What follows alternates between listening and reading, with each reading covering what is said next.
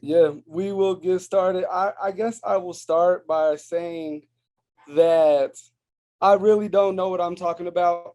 I've been part of a lot of work. I've done lots of readings and I've done a lot of stuff, but there's a high chance that I'm going to say something that's not going to be correct. So taking risks is part of doing this work. And, as community, if there's something, there will be communication and conversation about this. Definitely when I seen Elizabeth pop in here, a comrade, an abolitionist, I was like, oh, I definitely got to be on my stuff now. And actually, I'll start by centering that. Actually, I've learned about abolitionist work from Black feminine, Black femmes, Black women have really taught me a lot of like my activist work in abolition, and even for what I understand socialism before I even really understood what it was about. Um, so usually, actually, I've done a lot of work in with BLM 5280. Definitely want to uplift that group that I've learned a lot from, and a way that I've started a lot of meetings when I'm with BLM 5280 is really centering the focus on what we're talking about by just talking about agreements. So as I'm leading this space, I just want to agree that this is a space for the people. This is a space that is going to center indigenous people, center Black people, people of color, but realize that we've got to get over all of that and connect as a working class people. We want to agree that this is a space that stands up radically, actively listens, is able to take risks.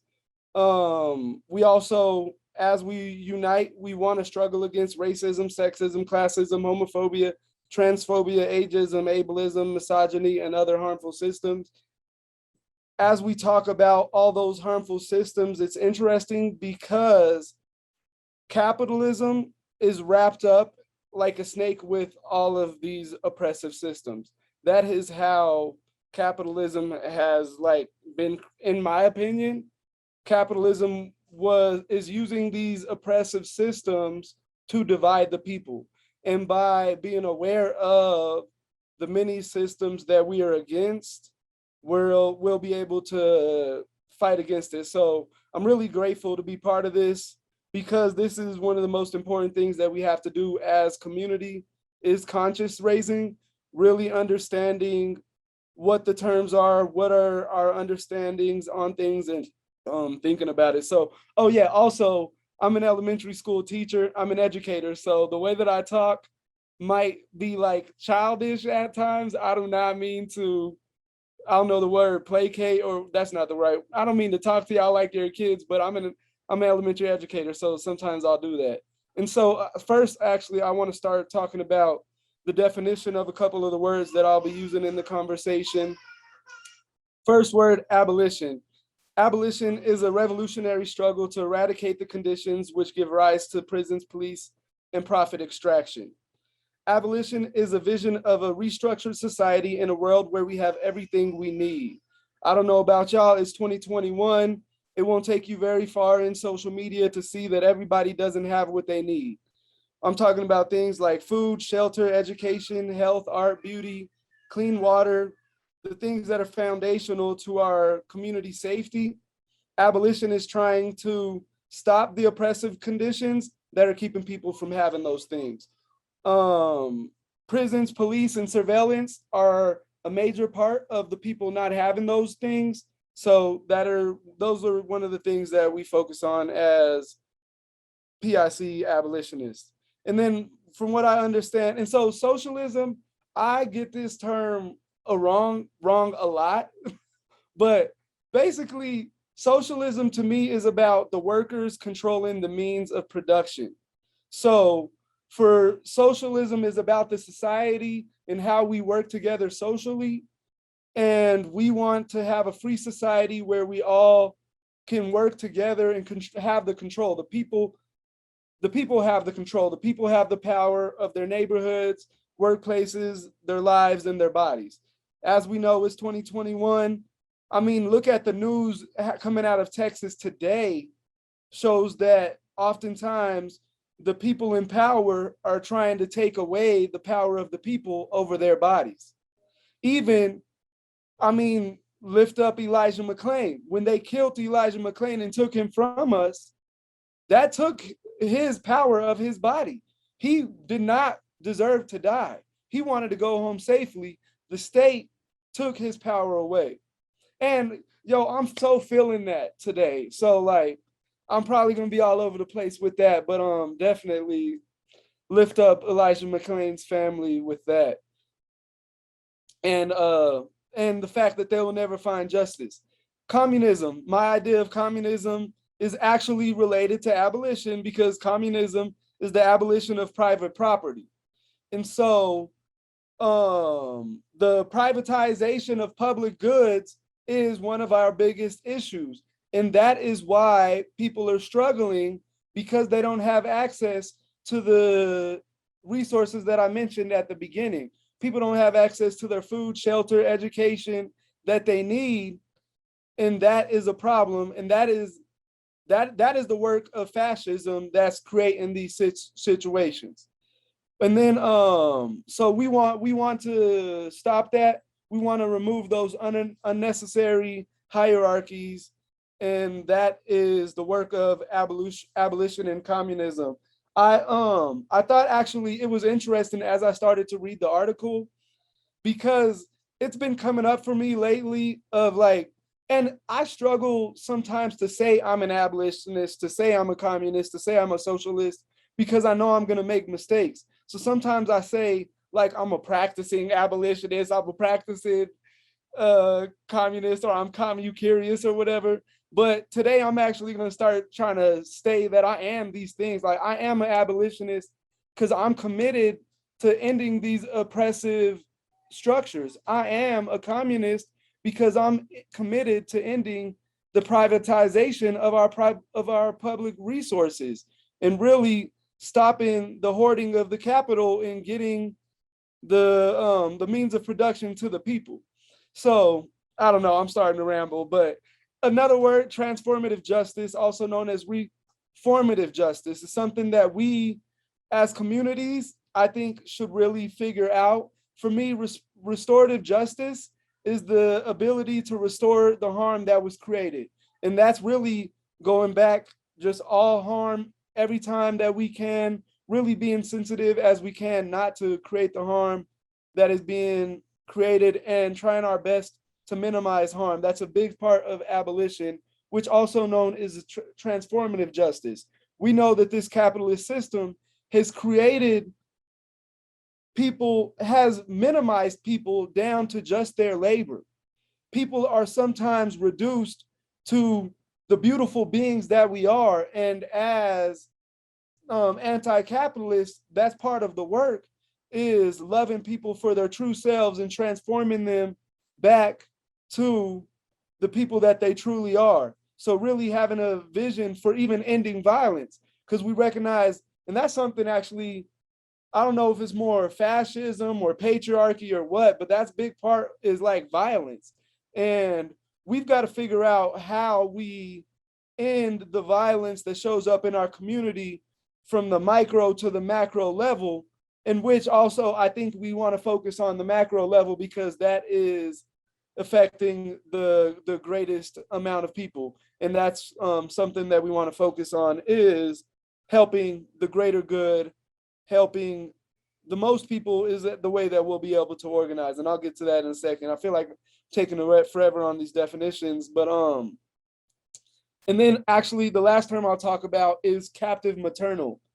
And I get the word captive maternal from, oh man, I'm forgetting her name, Dr. Joy James. Dr. Joy James. Dr. Joy James coined the term captive maternal. And that actually, I used to say that, well, I think we should center the captive maternal. The captive maternal is the person that's tied to the state's violence through their non-transferable agency, and they have to care for another. So basically, captive maternals are those self-identified females, males, trans, or ungendered persons that are feminized that take traditional feminine roles and socialized into being the caretakers. And that is traditionally the people that have had the legacy of fighting against racism and democracy in this country. Traditionally, those that weren't, um, which it actually is a question I'd like for the group to ask the group. Something I've been thinking about is, why is it the captive maternal that historically has been the one to take up these fights when many others aren't taking up what I think is the most important fight for socialism, which is the care of the masses, really working to focus on the most marginalized and helping those people that are most oppressed to get out of their situation, which is interesting in this group. I think a lot of folks may find themselves being thought of as captive maternals because they find themselves caught up in this state system that has left us oppressed. And that's why we find ourselves in these groups where we're trying to figure out how we can care for community better than it's currently being done. And then, actually, another term I wanted to bring in, but I didn't write it down, is racism. And I'll bring up the book Racecraft again, but racism was created by the bourgeoisie, the people in power. No, not the bourgeoisie. The top class, the 1%. They created racism to separate people, to marginalize us, and really, racism is not true. Like, if we get scientific with it, the DNA results, there is barely any difference between us. But the way racism shows up is by the society structures that make us in these separate societies. So they're able to treat people different ways because of their imagined race. And then historically, those that are most marginalized in class, the lower class, have, even because they have been so marginalized, they've oftentimes grabbed at those straws as a way out of their own, as, I don't know, a privilege away from the bullshit that they're dealing with. So to say that this race is maybe lesser than, when really that wasn't. And that's just the power of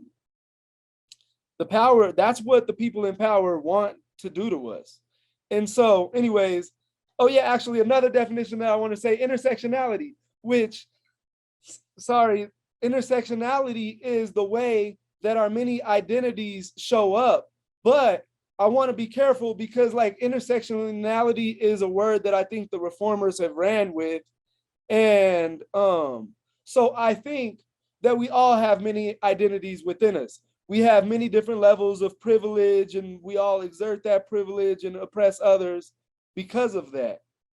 But and that's why we have to do consciousness raising, is by recognizing our levels of privilege, we understand how we are united all together by understanding our differences. And that's really why we have to understand racism, why we have to understand intersectionality, not in the need to separate ourselves, but to understand how the people in power are separating us, and so we can overcome that. And that's really how we've got to unite the people, is by saying that we see the way the structures are set up, but we are aiming to overcome that.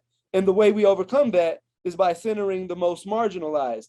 And now I can get into some of the reading and the video. Actually, shoot, I'm just rambling. I forgot what I wanted to say about the video at this point, but I liked the video. It was really valuable to see, just to see the many different perspectives, the many different ways that people have been working for socialism and abolition at the same time. And by doing this work, what I got out of this video is that they realized that it's basically one and the same, and that a lot of folks really like to think of anti-racist work, abolition work, as just a theory, but when it's work and you're doing it right, you're going to get to a class analysis.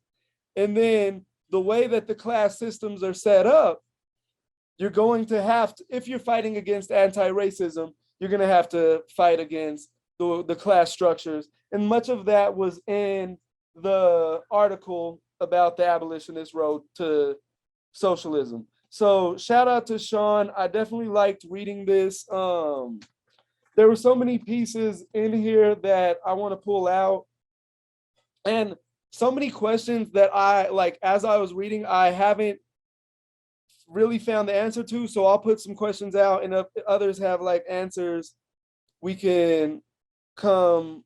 I'd love the answers. But first quote that it starts with, it comes from Karl Marx. We call communism the real movement which abolishes the present state of things. So even Marxism from the beginning is talking about the connection between communism and abolition. But it made me just think, what is, if communism is the real movement, what is the fake movement? I feel like I'm just being simple in asking that question. It's probably super obvious, but I couldn't think of that. But then it goes into just talking about what socialism is, and in the fight for socialism, reform is the false. Oh, yeah, see, I knew it was something obvious. Yes, reform is definitely the fake movement. And so, yeah, that makes sense. Actually, something I struggle with a lot, because oftentimes folks are so easily to bite onto like reformist issues that make it hard for us to get to abolition, make it hard for us to get to the revolution that we're fighting for. And that fakeness gets in the way of what we're doing. So Marx was genius. That makes sense. Thank you. So but then it just goes into talking about socialism and why we need to unite people collectively, and how we do that with the anti-racism lens, about the fact that when people come together, the people really hold the power because of their labor. And if we come together, we can put a halt to things.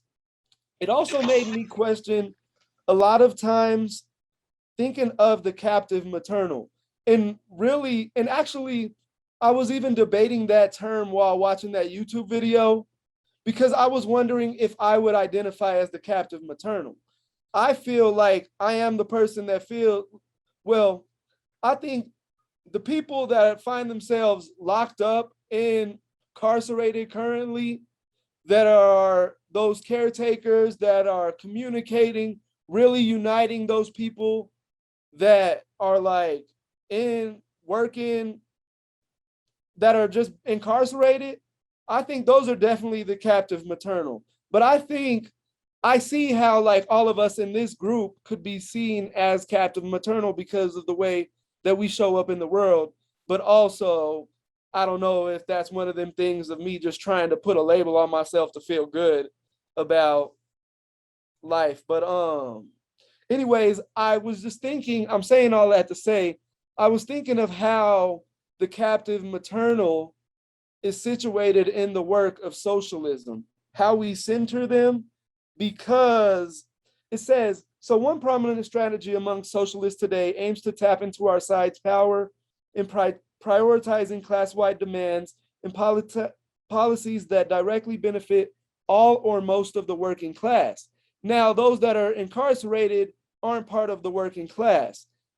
They, so what does that mean? And then even like the houseless population in the houseless communities, you will notice that there are often those people that are like the somehow the caretakers. They're the people in charge of cleaning up, helping, heal those that are harmed in whatever way. And it just, I don't know, I'm rambling, and that's where but then it just goes into talking about anti-racism and the abolitionist mission. And it brought up a question that was answered later on. So I'll bring up this question and then I'll come up with the answers later on. But it was talking about the period of unrest that was last summer, the George Floyd uprising. And when I first read it, I was like, what changed since the first uprisings of Trayvon Martin, and what was different compared to the first uprisings and the later uprisings? So something for you to think about. I'll get to that in a second. But the great point that I got out of this reading is we cannot expect the oppressor to fix the situations that we are in. And that's a big part of like, we can't fall for reforms, is because oftentimes we find ourselves negotiating with the oppressor for the issues that are going to change the material circumstances for the people. And that's not good. So subjectively, anti-racist struggle plays a key role in the formation of the working class, generalizing a revolutionary and socialist consciousness in a way unmatched by socialist projects that treat workers as a mere constituency or a passive audience of politics.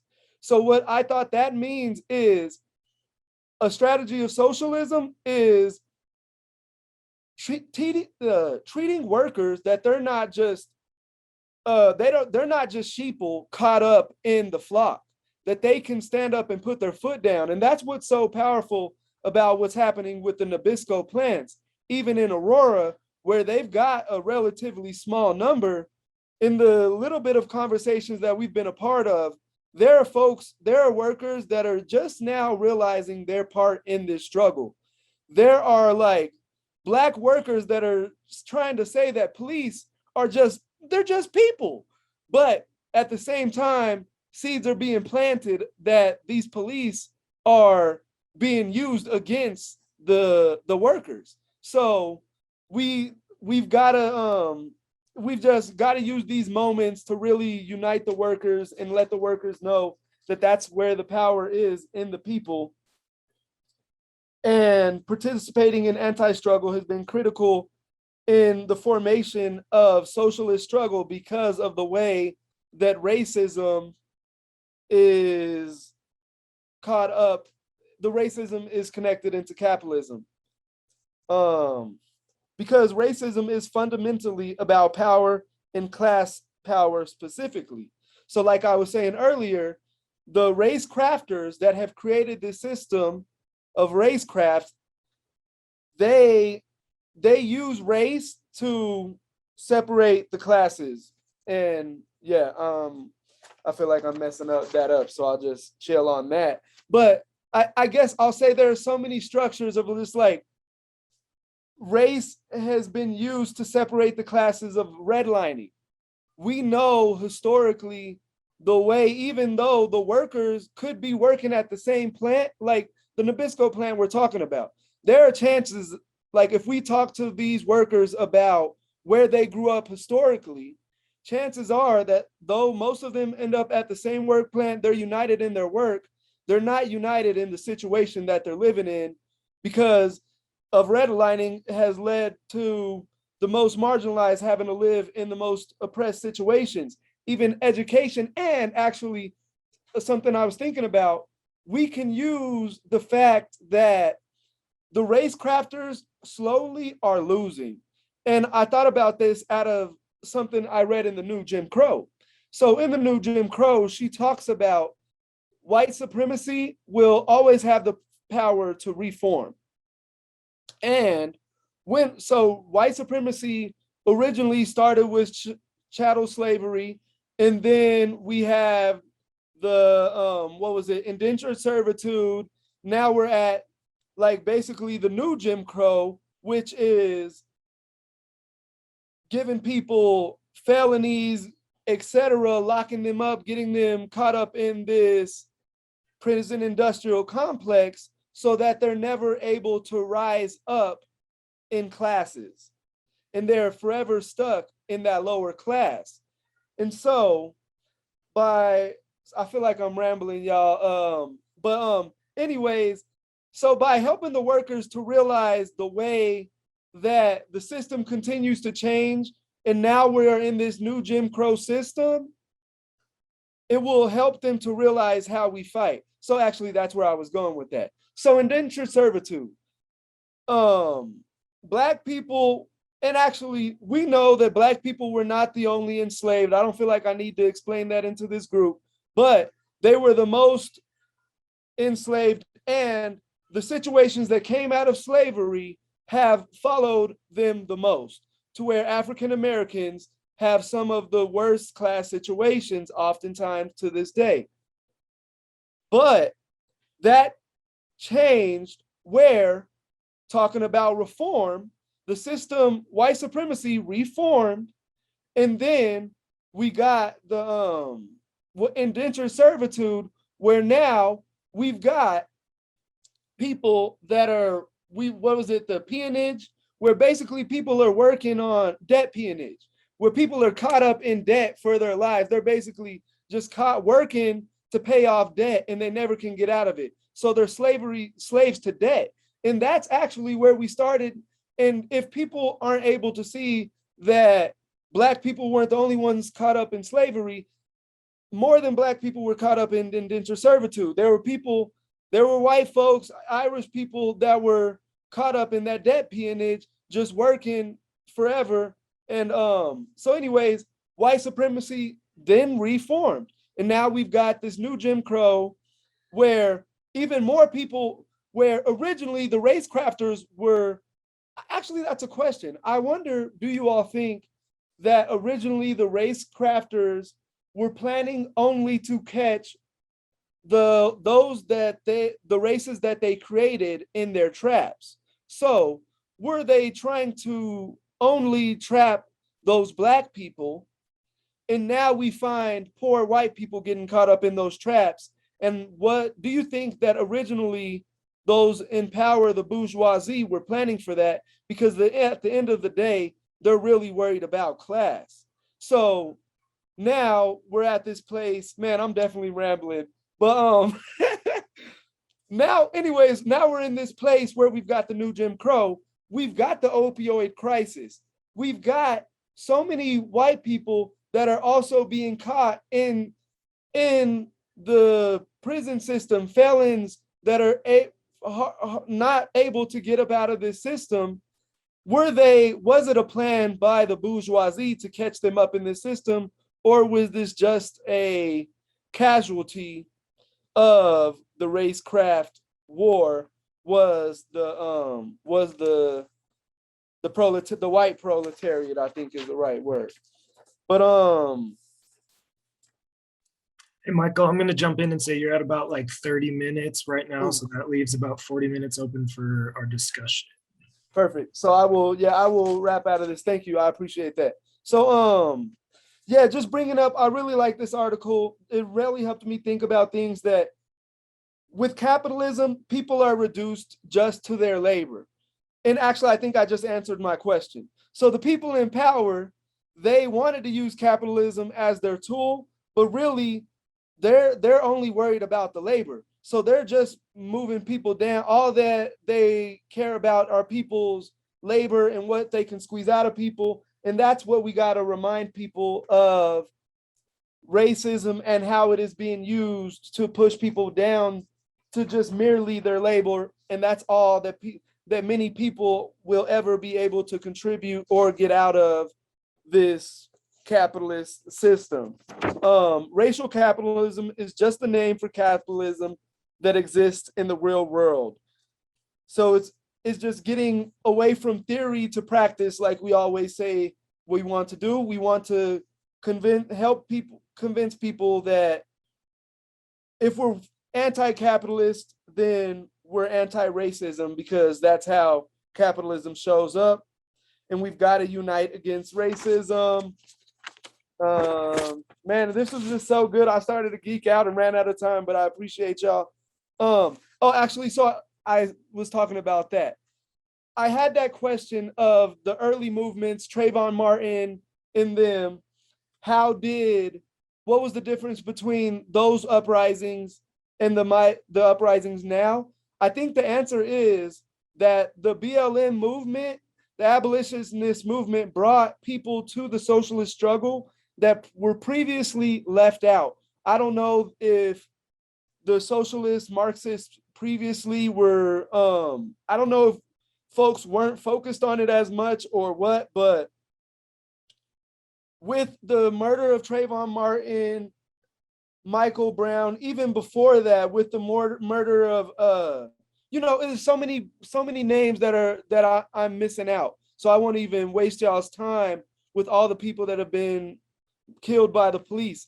But white supremacy is getting weaker. The fascists are getting weaker, and we are slowly starting to win. It doesn't feel like it on days where like we get these little piecemeal struggles of these cops getting indicted for killing Elijah McClain.